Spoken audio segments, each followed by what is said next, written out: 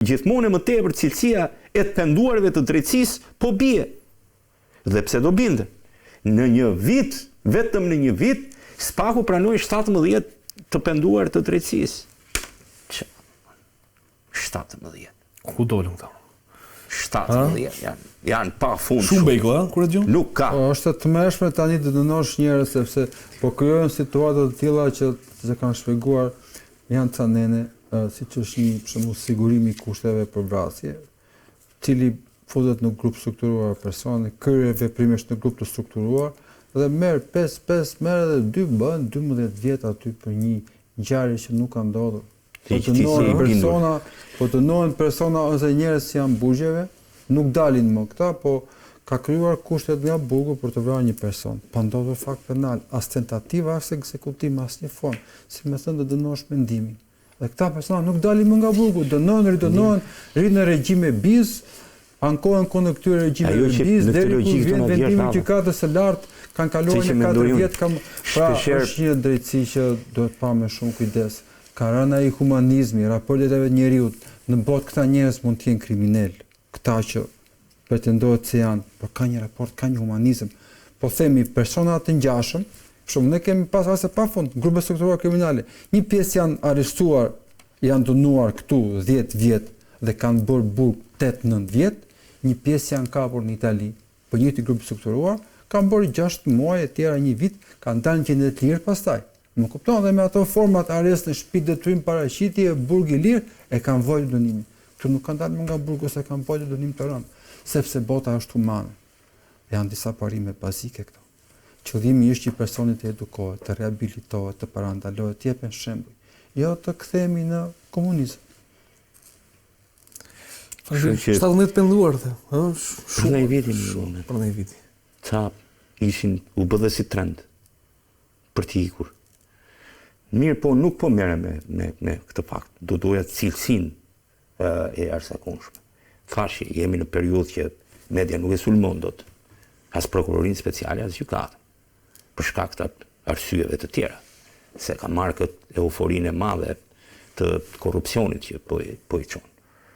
Por problemet janë aty. Probleme të vërteta. Tani a jam i bindur unë se po e marrim i shembull që Duri Mbami s'ka bërë asgjë në jetë? Jo.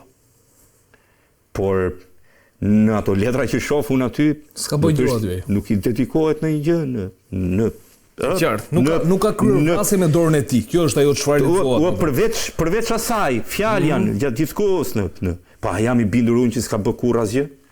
Po jo pra se nuk mund të bindem në këtë lloj forme për ta thënë më hapur, sepse nuk do doja kurrë që të merrja një person me emër nominal, po me që ky është jashtë burgut edhe është në Dubai, se nuk i dihet vjen ndonjëherë apo jo për tu. Dhe kjo është logjika. E qartë.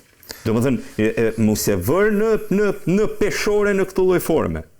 Sepse nesër dikush nga ne të dy të nxehur me mendim them që do vras atë që më shau në rrugë. Edhe ti e shkruan këtë edhe për këtë mendimin.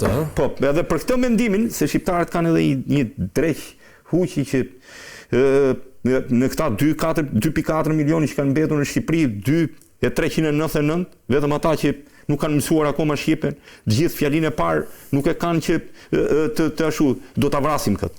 Gjithë vrasim, me mendje. Vetëm në Shqipëri vrasin me mendje, me fjalë e tjera, fjalia më e përdorur është unë të vras.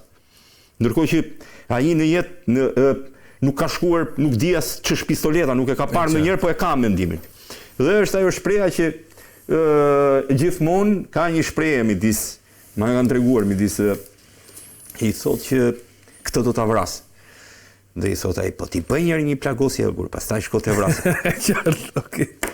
Për t'i thënë që hik se ti nuk e bën dot. Po ti nuk bën dot asgjë domethënë. Po bëj një plagosje, pastaj mendoj që se është bërë fjala të vrasësh ti marrësh jetën tjetrit. I kemi parë në logjik, edhe ata që ja kanë marrë jetën tjetrit në emër të shtetit. E qartë. Dhe ata janë probleme shumë të rënda sot psikologjike. Ata që kanë vrarë në emër të shtetit, për shtetin, me urdhrat e shtetit, për të ruajtur shoqërinë dhe për të parandaluar krimet të tjera. Dhe po flasim për aksione policie nga forcat speciale, të cilët janë të detyruar në një moment që të ekzekutojnë sepse del jashtë kontrollit dhe vihet në rrezik jeta e një numri shumë të lartë personash në një komunitet. Kur kemi ne persona. Dhe ata e vuajnë atë. E kanë probleme nuk mund t'i kalosh kështu vrasje. Me qartë. Tani Dumani është bërë se s'ka e vetme gjë që i mungon në burg, si duket është kokainë, edhe nuk e gjen dot se është në ruajtje, është me kamera, se të tjerët e gjejnë, po janë jashtë vëzhgimit të prokurorit. Edhe kjo është se nuk i gjet dot dorë kollaj nga kokaina, është lloji i lëndës që i pëlqen gjithëve. Faleminderit Sokol. Mirë, ne do ndalemi pak minuta tek një çështje e tretë dhe bëhet fjalë për një, le të themi, një sondazh që ka kryer Idra, është një institucion i cili merret me sondazhe që kryen pra popullsinë, pra merret popullsia pyetjet, këtë herë kishin marrë një grup prej 1000 personash, është një sondazh i financuar nga britanikët dhe janë pyetur për korrupsionin, krimin organizuar, ç'mendojnë. 91% e shqiptarëve mendojnë se shoqëria jonë është e korruptuar. Ndiqim insertin dhe rikthehemi për diskutim. Një ulumtim i fundit nga Idra Research and Consulting, i financuar nga britanikët, ka nxjerrë në pa një shqetësim të madh për qytetarët shqiptar. Korrupsioni vazhdon të mbetet një problem madhor për shoqërinë shqiptare. Sipas këtij raporti, 91% e qytetarëve e konsiderojnë korrupsionin një nga problemet kryesore që dëmton shtetin dhe institucionet, duke treguar një shkallë të lartë mosbesimi ndaj sistemit. Raporti i titulluar Barrierat dhe mundësitë për të reduktuar korrupsionin dhe krimin e organizuar në Shqipëri hedh dritë mbi situatën e rëndë të korrupsionit që ka përfshirë çdo segment të shoqërisë shqiptare. Edhe pse SPAK është krijuar për të luftuar këtë fenomen, qytetarët mbeten të pasigurt për përpjekjet e bëra dhe për efektivitetin e këtij institucioni. Një nga problemet më të mëdha që nxjerr ky studim është se ndonse korrupsioni ka arritur për masa të frikshme në Shqipëri, është shumë i prapur në të gjitha nivelet e administratës publike dhe sistemeve ligjore. Përdorimi i rrëshfetit dhe nepotizmi janë praktikat më të zakonshme që dëmtojnë integritetin e institucioneve shqiptare, duke çuar në një nivel të lartë mosbesimi tek qytetarët, që kërkon një sistem drejtësie më të pastër dhe më të panshëm. Edhe më shqetësuese është se shumica e qytetarëve nuk besojnë se ka një vullnet të mjaftueshëm politik për të luftuar korrupsionin, duke krijuar një atmosferë të tensionuar dhe të ndarë mes qytetarëve të shtetit. Përveç korrupsionit, një tjetër aspekt shqetësues i raportit është lidhja e ngushtë mes politikës dhe krimit organizuar. Kjo lidhje është një realitet që është vënë re në shumë rrethana dhe që mbetet një problem serioz për sigurinë dhe stabilitetin e vendit. Grupet e krimit organizuar kanë mundësi të ndikojnë në vendimarrje dhe të ndikojnë në emërimet e drejtuesve të institucioneve të rendit dhe të sigurisë, duke krijuar një mbulim të aktiviteteve kriminale.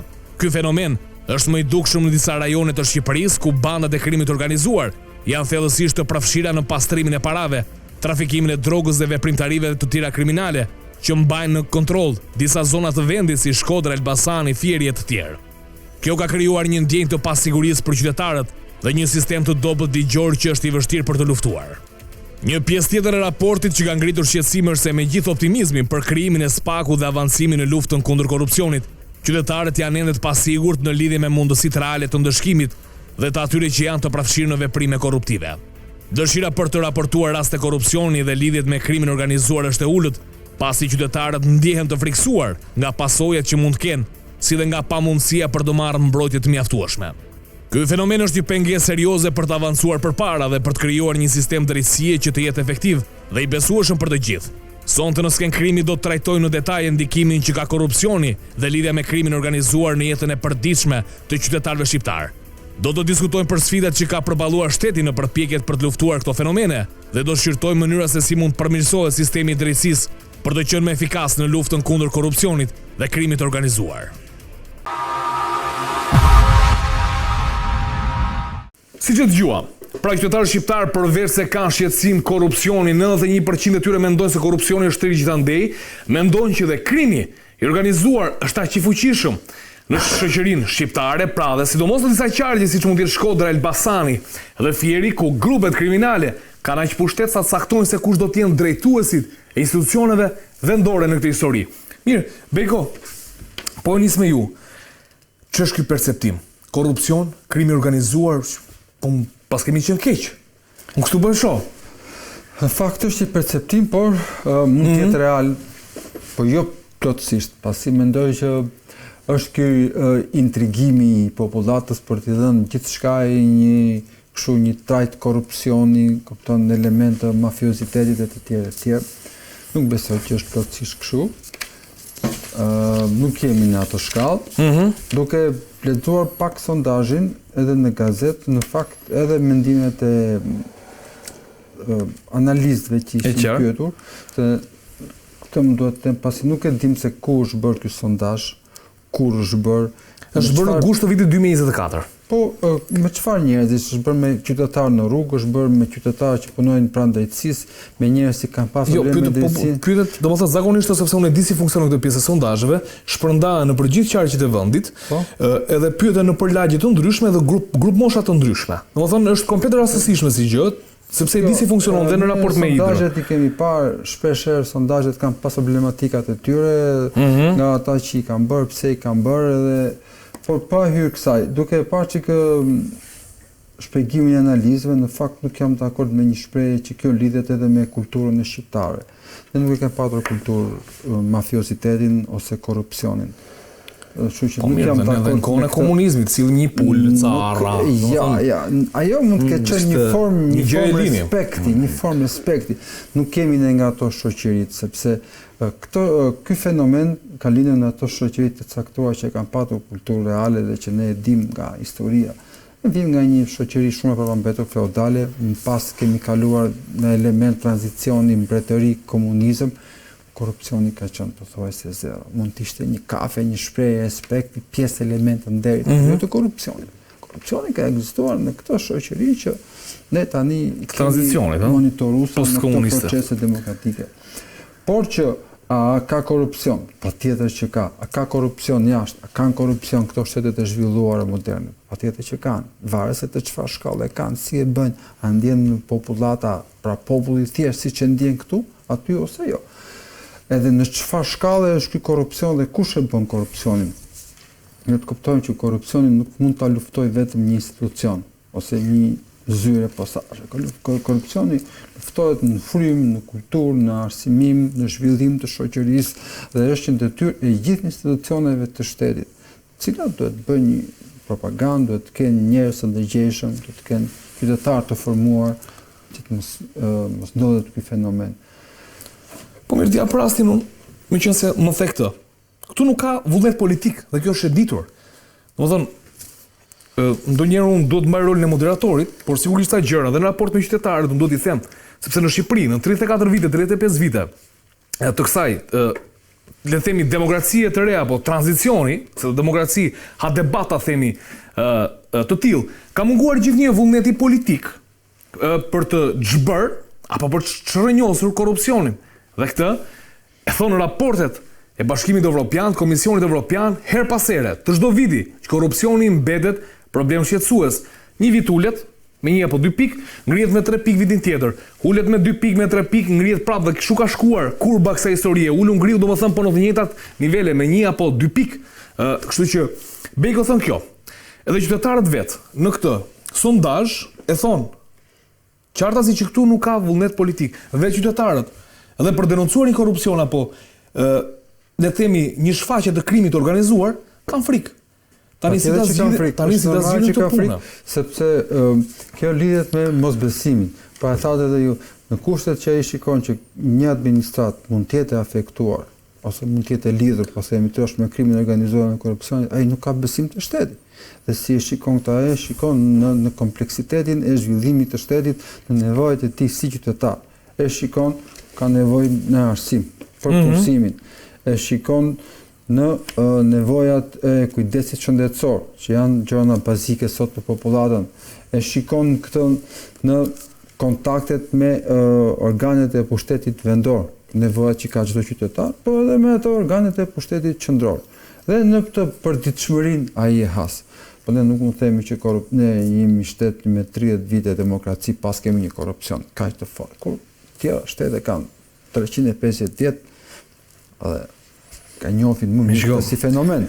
Dhe ajo është graso për korrupsionin, është graso për demokracinë, është thënë tek Më kujtohet filmi tani te komisar Katani mos gabon. Po, ai ka qenë një film që jepej në atë kohë për të demaskuar shoqëritë kapitaliste dhe shoqëritë që kanë kultura mafiose. Ne s'kem patur kultura të tilla. Pavarësisht se Shqipëri kaloi pasaj në trajta të tjera dhe u bë euforike të tjera dhe por që të vim te kjo që thatë ju. Mendoj që korrupsioni lufton shtetin. Është ai përgjegjës për luftën kundër korrupsionit me të gjithë mekanizmat. Nuk mundet që një institucion drejtësia spaku të luftojë korrupsionin e vet. Sepse korrupsioni, duke qenë se është i përhapur i tillë, siç ne e kemi konstatuar në nivele të ndryshme, shtetit vendor ose qendror, në administratë vendore qendrore këto, pra do të shikojmë do ta kuptojmë këtë që mund të jetë një frymë e caktuar, nuk janë raste të izoluara dhe për këtë kërkohet një luftë shumë e madhe. Nuk kërkohet një institucion. Prandaj dhe SPAK-u është ngritur, prandaj dhe ka një mbështetje ndërkombëtare, sepse e kuptojnë që është shumë e vështirë për ata prokurorë në një situatë edhe për këta gjykatës që japin vendime, që në një situatë të tillë ti jesh vetëm edhe të kujdesësh korrupsionin kur ti për shembull ka pas deputet në parlament që kanë miratuar ligjet e reformës së drejtësisë. Flasin për reformën e drejtësisë. Njerëz të cilët kanë pasur probleme jashtë shtetit kanë qenë deputet në parlament. Dhe ka ardhur ai përfaqësuesi i atij shteti ku ky person ka qenë i arrestuar ose ka qenë në hetim për vrasje dhe ka takuar këtë deputet. Dhe duke njollosur një popull të tërë ose një zonë lokale që s'ka pas lidhje fare me natyrën dhe me sjelljen e atij deputeti. E qartë. Me ju faleminderit. Sokol, korrupsion, krim të organizuar. Këto shohin shqiptarët sot. Kështu thonë, 91% mendojnë se korrupsioni është rrit gjithandej, pashtu edhe krim të organizuar. Nuk është shqetësohem. Pse nuk shqetësohesh? Nuk shqetësohem. Shqetësimi është do doja të pija kafe me këta 9% që mendojnë që nuk ka korrupsion në Shqipëri. Për arsyën e vetme për t'i pyetur për kërshëri, ku bazohen? Ku jetojnë? Se mbase peshojnë ka njerëz cilët nuk kanë lidhje fare me sigurisht radhas bën as korrupsion as fare, po ku jetojnë? Se do të thonë kam përshtypjen që po të jetosh për shembull pa i fyer asnjë në fusharës, nuk besoj se ka korrupsion, se çka korrupsioni ka, 7 veta banojnë. Po ti pyesësh, gjithë marrin në shërbim, do thotë jemi në rregull. E qartë. Të shkosh në Llojk, në Tiranë ose në mamël të Elbasanit, çka korrupsioni do ketë atje? 7 veta janë të varfër, rrinë. Si nuk në idele e mbajnë, ku e diu në një po ta vjedhin energjinë, harron shteti me shku atje se nuk ka atje ku jetojnë ata, nuk shkon as punojësi i energjisë, e kupton? Dhe nuk u shkon në mendje. Po jam i interesuar të dija këta 9% ku e bazojnë këtë, se këta 91% i kuptoj dhe nuk më shqetësojnë fare. Sepse realiteti po thua. Po normaliteti. Kjo është ajo që më shqetëson, është fakti fiks i shprehjes kush të vjedh të do. Kjo më shqetëson. Se si pritshmëritë dhe sondazhet nxjerrin majorancën në fuqi me një realitet 60%. Në zgjedhjet e tjera. Në sondazhet politike 60% parlamentit, jo 60% të votave. Si ndodh kjo? Do më thënë, sa më shumë të vjedhësh, aq më shumë të vlerësojnë, është prandaj janë 91%. Se ka dhe një ndryshim i pyetjes, sepse nëse ti pyet dikënd, sa mendon ti që është korrupsioni në administratë, edhe unë më poshtë 91 do jepja. Se mendoj që në Shqipëri ka njerëz ndershëm. Nuk do e bëja jo, po jo më realisht se i kemi njerëz cilët ne jetojmë me ta. Pra, nëse do pyesje sa përqind e administratës është e korruptuar, unë do isha në nivele shumë herë më të vogla se nëse 1/100. Sepse duhet ditur pyetja, nëse është pyetur a ka korrupsion në Shqipëri, shifra duhet të ishte 100%. Sepse kushdo nuk mund të jetë miop përballë kësaj situate. Edhe ne e shohim haptasi. Që korrupsioni gëlon dhe ekziston. Unë nuk e kuptoj kush mendon që nuk ka. A pyetjes nëse sa përqind e administratës, absolutisht që unë do isha 9% ose 10% e administratës që vjedh në mënyrë sistematike, duke përfshirë këtu ata që drejtojnë.